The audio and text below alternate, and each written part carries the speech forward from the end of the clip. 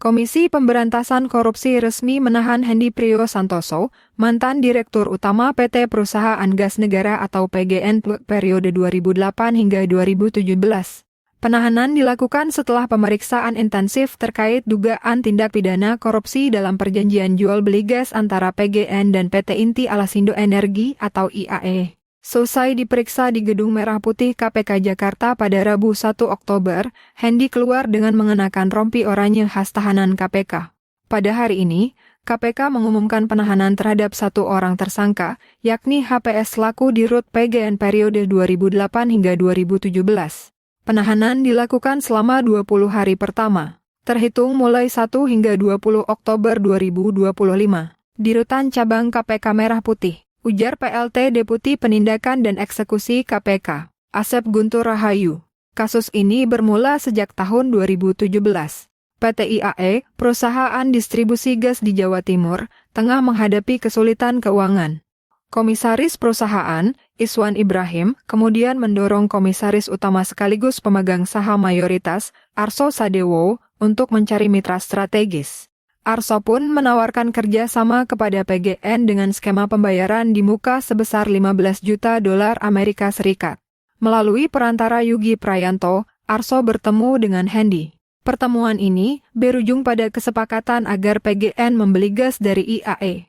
Namun, agar kesepakatan berjalan mulus, Arso menyerahkan komitmen fee senilai 500.000 dolar Singapura atau sekitar 6,4 miliar rupiah kepada Hendy di kantornya di Jakarta. Dari jumlah itu, Hendy membagikan 10.000 dolar Amerika Serikat kepada Yugi sebagai ucapan terima kasih karena mempertemukannya dengan Arso.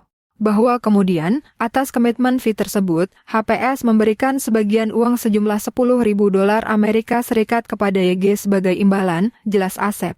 Selain Hendy, kasus ini juga menyeret nama Denny Praditya, Direktur Komersial PGN periode 2016 hingga 2019, serta Iswan Ibrahim.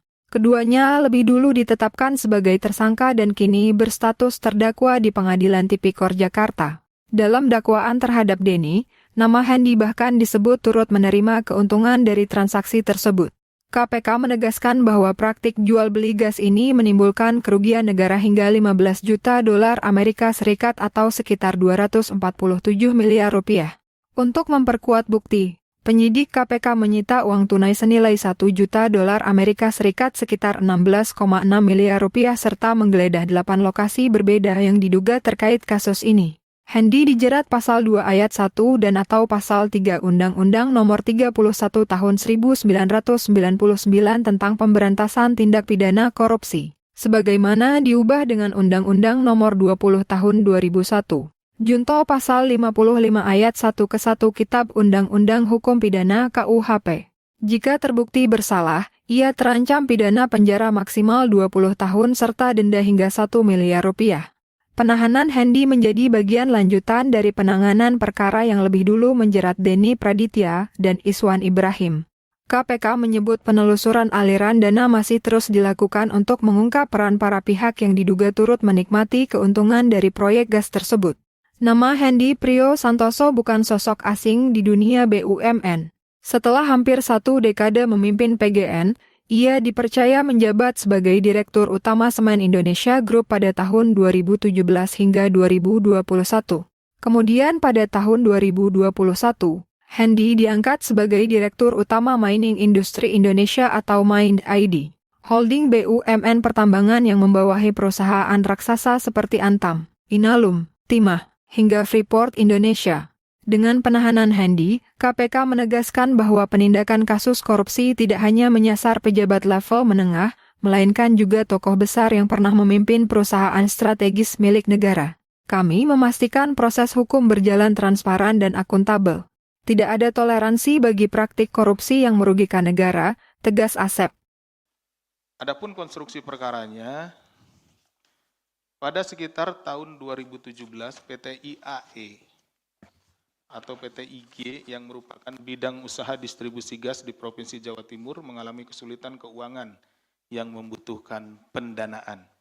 Kemudian saudara ISW selaku komisaris PT IAE periode 2006-2023 meminta saudara AS selaku komisaris utama dan pemilik saham mayoritas PT IG atau PT IAE untuk melakukan pendekatan dengan PT PGN demi memuluskan kerjasama jual beli gas dengan opsi akuisisi menggunakan metode pembayaran advance payment sebesar 15 juta dolar. Jadi di sini rekan-rekan, karena PT IAE ini mengalami kesulitan keuangan, kemudian mau bekerja sama dengan PT PGN. Nah, ini nanti kita lihat ke depannya, karena ini uang yang sangat besar ya, 15 juta dolar, itu untuk kerjasama jual beli gasnya, gitu ya, seperti itu. Bahwa kemudian berdasarkan kedekatan saudara HPS dan saudara YG, mereka bertemu dengan saudara AS untuk melakukan pengkondisian terkait persetujuan pembelian gas bumi oleh PT PGN dari PT IAE, itu ya. Jadi kenapa di sini menggunakan saudara HPS gitu ya, kedekatan? Karena tadi saudara HPS itu adalah pernah menjabat sebagai Direktur Utama PT PGN selama 10 tahun, 2008 sampai dengan 2017.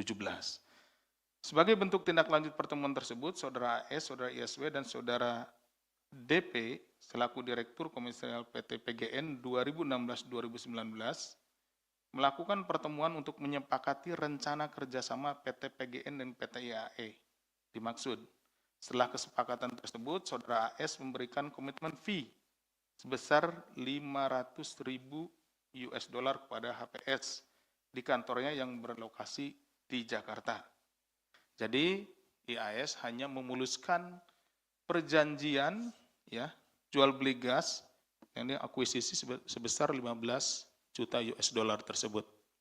Nah, kemudian ini perjanjiannya tersebut, ini sudah kami jelaskan di penahanan sebelumnya, bahwa ini tidak dilakukan atau tidak ada barangnya gitu ya.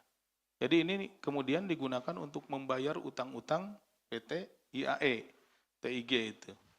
Seperti itu.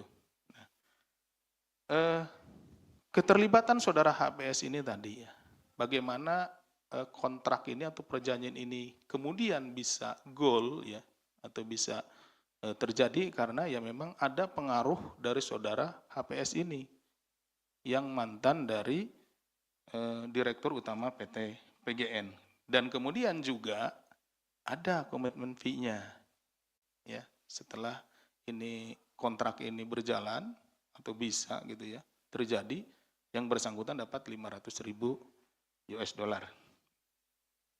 Kemudian atas komitmen tersebut, HPS memberikan sebagian uangnya, yaitu 10.000 US dollar kepada saudara YG sebagai imbalan karena telah diperkenalkan kepada AS. Atas perbuatannya tersebut, HPS disangkakan melanggar pasal 2 ayat 1 dan atau pasal 3 Undang-Undang Nomor 31 Tahun 99 tentang pemberantasan tindak pidana korupsi sebagaimana telah diubah dengan Undang-Undang Nomor 20 Tahun 2001 Junto pasal 55 ayat 1 ke 1 KUH Pidana.